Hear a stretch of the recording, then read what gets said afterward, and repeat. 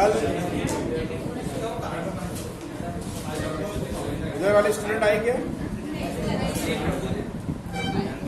देखो बेटा, ठीक है, बातचीत नहीं। आपको अगर बताया जाता है कि इधर आइए, मैं आपके डाउट क्लियर कर देता, तो आपका काम है आना चाहिए। अब आते ही नहीं बिल्कुल, फिर बाद में ये लोग क्या बोलेंगे, सर समझा नहीं, तो फिर कौन समझाएगा उस समय टाइम पे? और क्या रहता है बेटा, डाउट जो रहते हैं ना, ऐसे भी समय के साथ में बढ़ते जाते हैं। ये वो जख्म है जो अगर आपने हील नहीं किया, ये बढ़ते रहेगा बढ़ते रहेगा बढ़ते रहेगा, और इतना बड़ा रूप धारण कर लेता है। फिर आपको सब्जेक्ट क्या लगने लगता है, एक हार्ड लगने लगता है। फिर आप उसको अवॉइड करते हो, है ना, जान दो ना, कौन पढ़ेगा, ऐसा है। इसीलिए वो चीज़ें, वो सिचुएशन, देखो सब्जेक्ट को अवॉइड करके तो पॉसिबल नहीं है। ऐसा तो नहीं कि केमिस्ट्री का पेपर आपको देना ही नहीं है, ऐसा हो सकता है, काम चल सकता है क्या?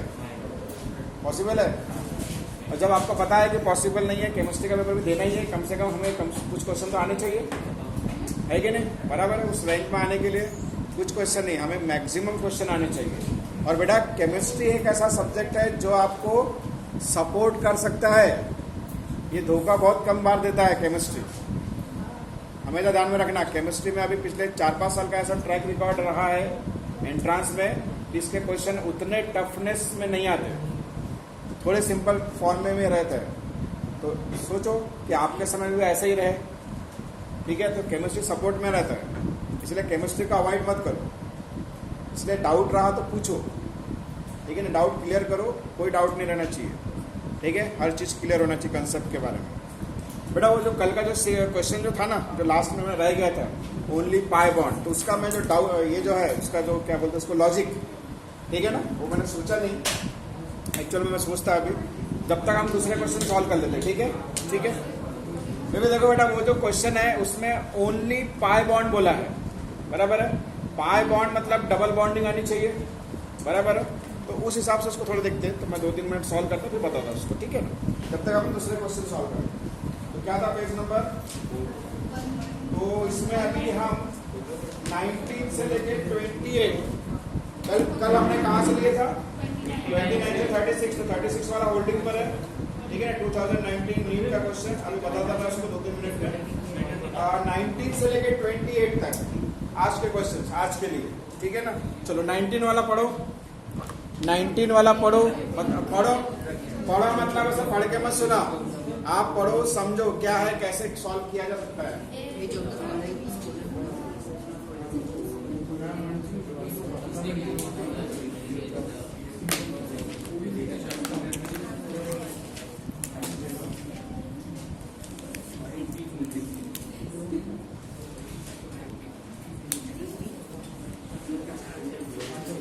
बेटा 19 से लेके 28 तक, ठीक है? ये नीट वाला क्या है? असाइनमेंट है, ठीक है? तो बेटा क्वेश्चन नंबर 19 क्या ब्लर है, ठीक है?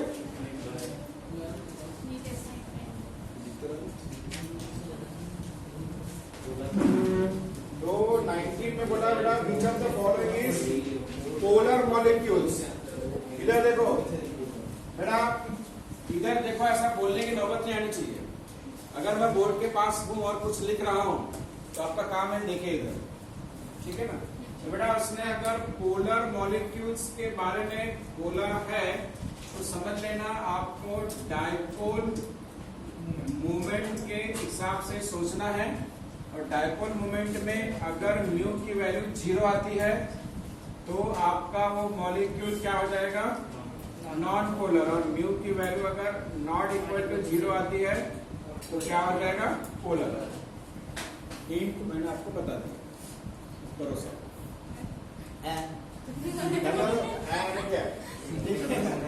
क्या दिया? पहला ऑप्शन बताया, ठीक है? इसमें बेटा पहला ऑप्शन क्या दिया है? इधर देखो बेटा, SiF4, यहाँ से देखो इधर देखो SiF4, बेटा सिलिकॉन कार्बन फैमिली का मेंबर है, तो सिलिकॉन जो है कार्बन फैमिली का है, पक्का है ना? तो बेटा इसमें NS2 और NP2 ऐसी आउटर मोस्ट ऑर्बिट में अरेंजमेंट रहेगी। और अगर ऐसा अरेंजमेंट है आउटर मोस्ट ऑर्बिट में, ध्यान से देखना, इसका पेयर और ये पी जो है इसके दो चार फ्लोरीन को एक्सेप्ट करना है तो इसको जम करवाना पड़ेगा। और अगर ये इधर जम करवाता है तो पूरा का पूरा इन्वॉल्व हो जाएगा। पूरा का पूरा इन्वॉल्व हुआ मतलब हाइब्रिडाइजेशन क्या हो गया, sp3। अब sp3 हाइब्रिडाइजेशन है तो मालूम है आपको अरेंजमेंट कैसा रहेगा, टेट्राहेड्रल। इसका मतलब यहाँ पे बीच में रहेगा SR, ये रहेगा एक है, ये दूसरा है, ये तीसरा है और ये चौथा है, बराबर है। अब इसका डायपोल मोमेंट की अगर बात करें तो इसका डायपोल मोमेंट ऐसा रहेगा, इसका डायपोल मोमेंट ऐसा रहेगा, इसका डायपोल मोमेंट ऐसा रहेगा, इसका डायपोल मोमेंट ऐसा रहेगा, बराबर है। अब ये तीनों के तीनों डायपोल मोमेंट बेटा अलग अलग डायरेक्शन में है। इन तीनों का जो रिजल्टेंट रहेगा बेटा वो ऐसा रहेगा, बराबर है। ये रिजल्टेंट डायपोल और ये डायपोल एग्जैक्टली अपोजिट है। और दोनों ये वाला डायपोल भी फ्लोरीन के लिए और रिजल्टेंट भी फ्लोरीन के लिए है। इस वजह से यहाँ पे म्यू की वैल्यू क्या आ जाएगी, 0। और ये 0 आ गई मतलब ये क्या हो गया, नॉन पोलर। ये हमारा आंसर नहीं है, समझा।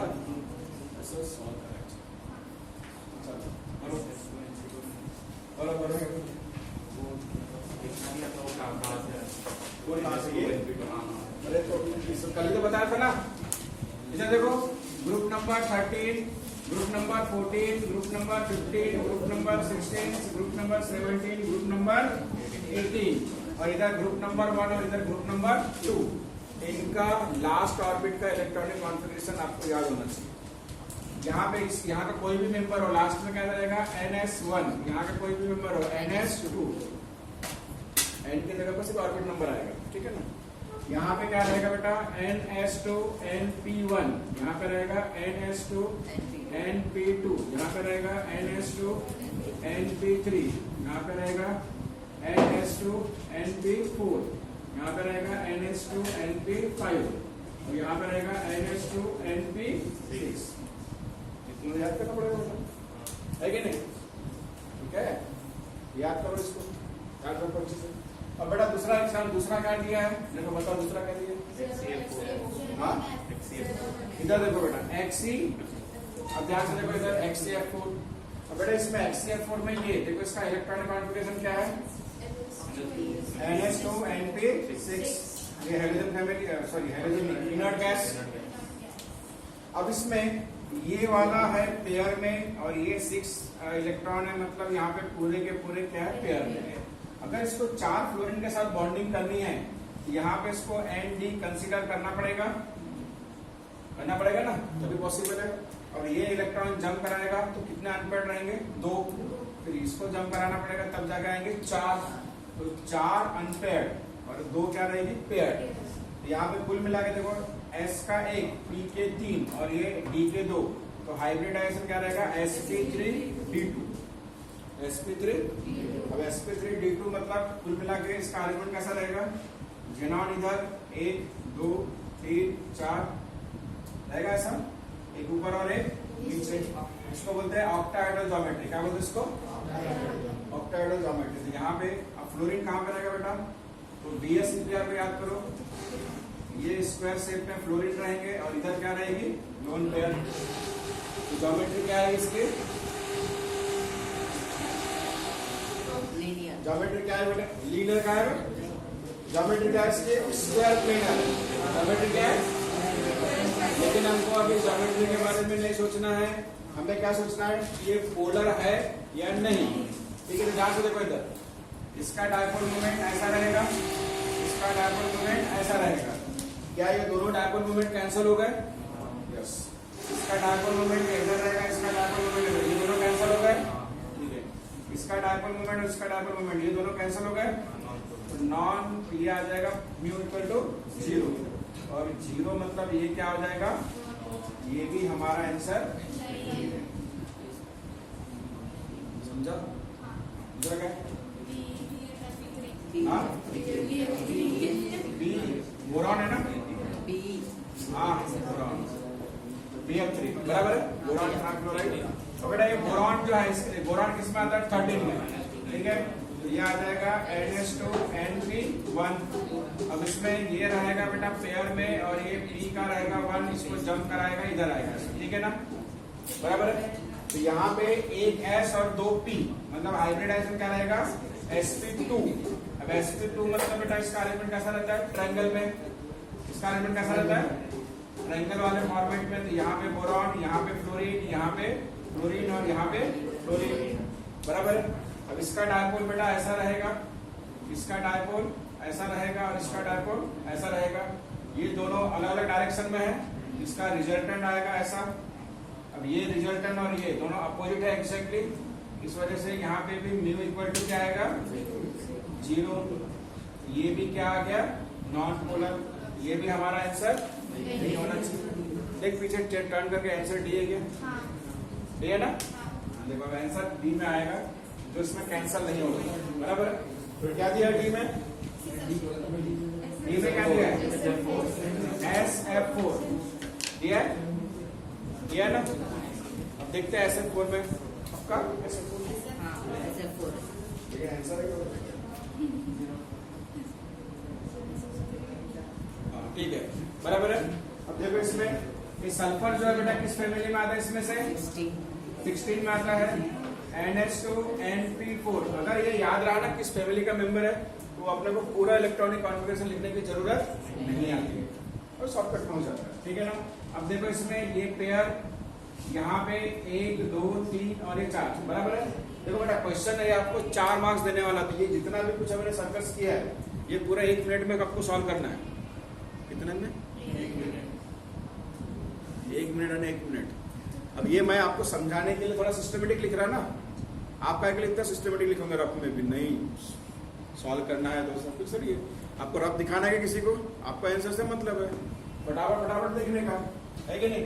जैसे टेट्राहेड्रल तो ऐसे लिखते बैठोगे आप पूरा, आपको पता है ना ये से कैंसिल होता है, ये रिजल्टेंट है, ये से कैंसिल हो जाएगा 0, मारो बोली है, बराबर है कि नहीं। तो ये समझाने के लिए इतना टाइम लगता है, 2-3 मिनट 5 मिनट, लेकिन अगर आपको करना है पेपर में तो पास करेंगे आप, ठीक है, इतना लिखने की जरूरत नहीं। अब यहाँ पे देखो, अब यहाँ पे इसको 4 फ्लोरीन के साथ बॉन्डिंग करना है, यहाँ पे पॉसिबल है क्या, इसका मतलब ये ND0 में इसमें से 5 कंसीडर करना पड़ेगा और इसको 1 को जंप कराना पड़ेगा, 1 जंप हो गया, मतलब 4 बॉन्डिंग और 1 लोन पेयर।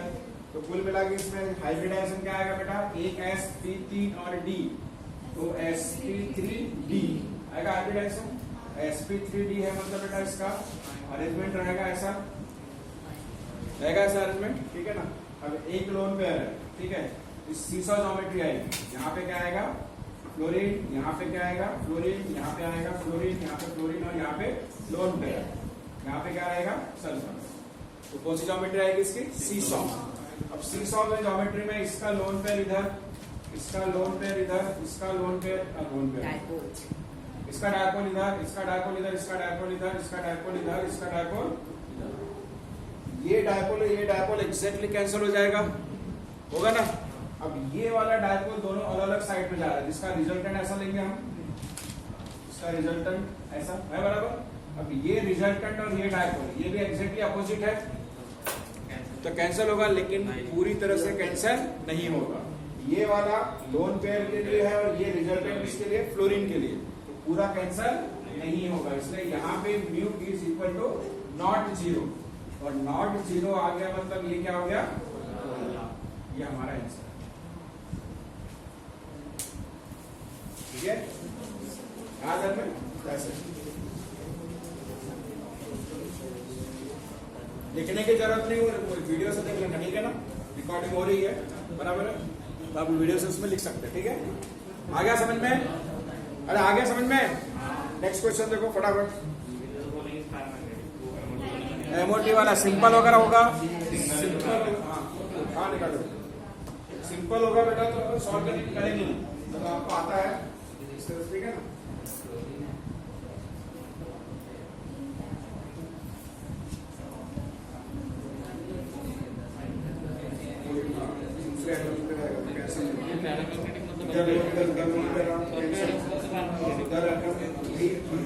वही जैसे ये वाला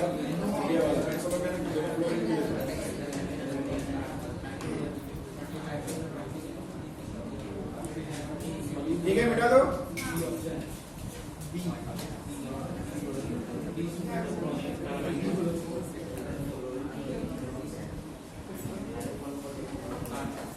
देख रहे हैं इसमें नेक्स्ट क्वेश्चन में वो क्या है, तो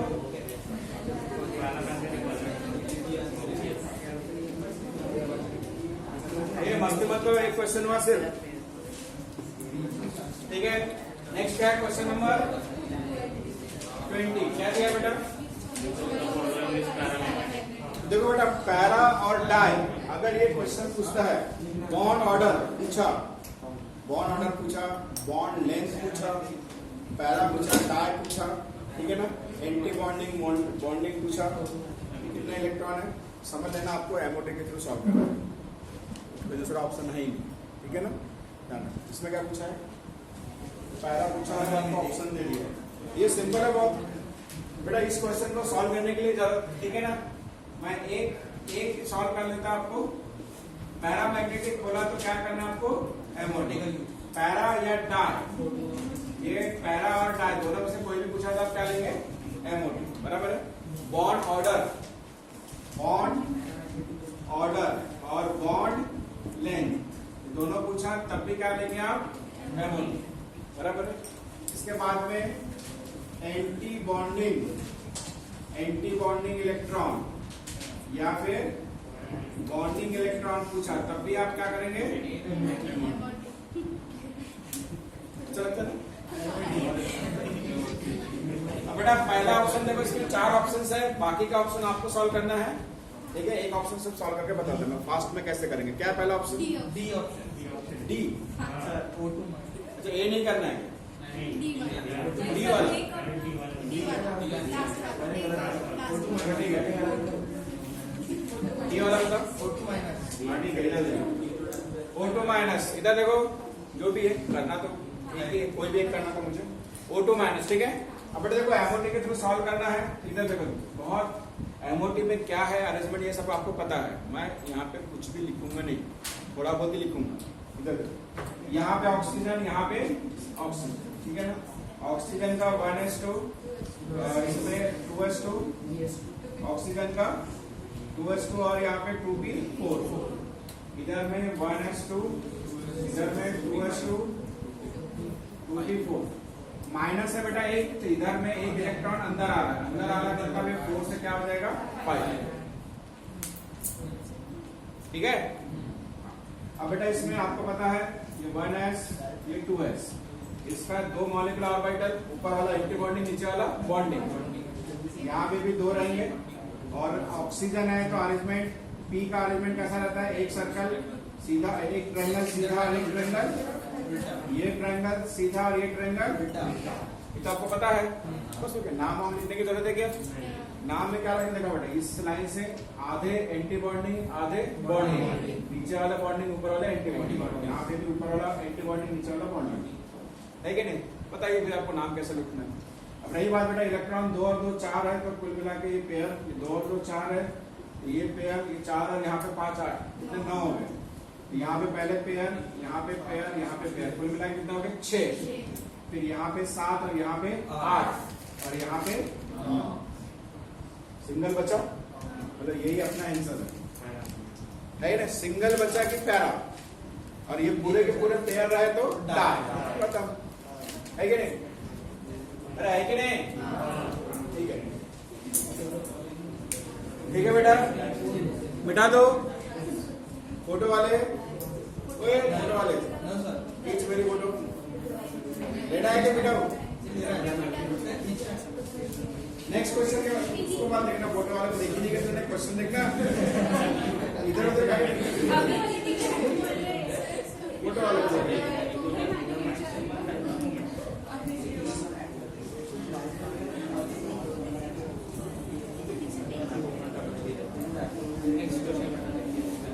क्वेश्चन नंबर 21 क्या दिया है, क्वेश्चन नंबर 21, ये तो अपने पता है ना, डायपोल मोमेंट वाला मैक्सिमम निकालना है, तो इसमें मैक्सिमम देखो कैसे निकालना पड़ेगा, देखिए मैक्सिमम डायपोल, इधर देखो बेटा मैक्सिमम डायपोल मोमेंट कैसे करेंगे, आपको इसमें maximum dipole moment find out करना है, बराबर है। ठीक है, चलो एग्जांपल पहले देख लेते हैं। ए, उसके बाद में बी, उसके बाद में सी, उसके बाद में डी। पहला एग्जांपल क्या है? CO2 इसमें CH4 इसमें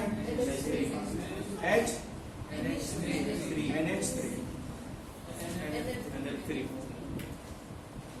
देखो बेटा, किसी की भी वैल्यू हमें पता नहीं है, पता करनी भी नहीं, लेकिन कहाँ पे मैक्सिमम रहेगा ये देखो कैसा पता लगेगा। ठीक है ना, बराबर है। क्योंकि देखो कहीं पे भी हमने ये पढ़ा ही नहीं कि भी म्यू की वैल्यू फाइंड आउट कैसे करने का, कहीं पे भी नहीं पढ़ा। हमें सिर्फ ये देखना होता है कि जीरो है या जीरो नहीं है, बस वही चेक करना। ठीक है बेटा, ये जो CO2 है इसमें जो कार्बन है रोना नहीं, ठीक है ना, C6 बोला नहीं, C6। अब C6 में आखिरी में कैसा रहता है बेटा? NH2 NP2 रहता है इसका outer most orbit, carbon family, group number 14। अब इसमें ये हो जाएगा पेयर और ये हो जाएगा इसमें इस तरह से, ये बेटा इधर जंप हो जाएगा, क्योंकि बेटा ऑक्सीजन 2 है, एक ऑक्सीजन मतलब डबल बॉन्डिंग, 2 ऑक्सीजन कितने बनेगी? 4। तो 4 के लिए 4 अनपेयर चाहिए कि नहीं? इसका मतलब कार्बन के पास में लोन पेयर रहने वाला है क्या? इसका मतलब कार्बन जब बॉन्डिंग करेगा ऑक्सीजन के साथ में तो मॉलिक्यूल कैसा बनेगा? लीनियर। क्योंकि BSEPR के हिसाब से बेटा ये डबल बॉन्ड को हम क्या कंसिडर करते हैं? Single super pair. पढ़ा है ना मैंने? ये भी सिंगल सुपर पेयर और ये भी सिंगल सुपर पेयर, मतलब 2 ही पेयर है कलेक्टिवली अगर देखें तो। अभी 2 पेयर अपने आप को कैसे अरेंज करेगी? मैक्सिमम रिपल्सन फैक्टर को मिनिमाइज करने के लिए 180 डिग्री। 2 बॉन्ड पेयर के बीच में मैक्सिमम एंगल कितना रह सकता है? सिर्फ 180 डिग्री मैक्सिमम, उससे ज्यादा नहीं। ठीक है ना, बराबर है। ये लीनियर हो गया। अब लीनियर हो गया, इस केस में डायपोल मोमेंट कितना आएगा बेटा? ये डायपोल मोमेंट इसका, ये डायपोल मोमेंट इसका, मतलब यहाँ पे म्यू इक्वल टू क्या आ गया? बोले 0। यहाँ पे बेटा CH4 आपको पता है, ये C जो है, ठीक है ना, इसका अरेंजमेंट कैसा रहता है बेटा? ये टेट्राहेड्रल कैसा रहता है? टेट्राहेड्रल, एक और ये ऐसा रहेगा, टेट्राहेड्रल रहता है। ठीक है ना, टेट्राहेड्रल मतलब इसमें कार्बन और इसमें इसकी इलेक्ट्रोनेगेटिविटी ज्यादा है, हाइड्रोजन की कार्बन की। कार्बन जो है बेटा उस साइड में, किधर? P ब्लॉक के साइड में, नॉन मेटल की तरफ। ठीक है ना, नॉन मेटल तो ये भी है, लेकिन ये इधर है अल्कली मेटल की तरफ।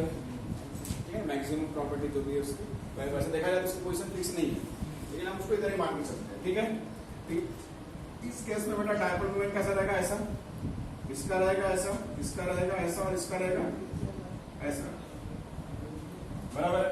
अब ये इधर आ रहा है और ये तीनों का तीनों जो मैक्सिमम है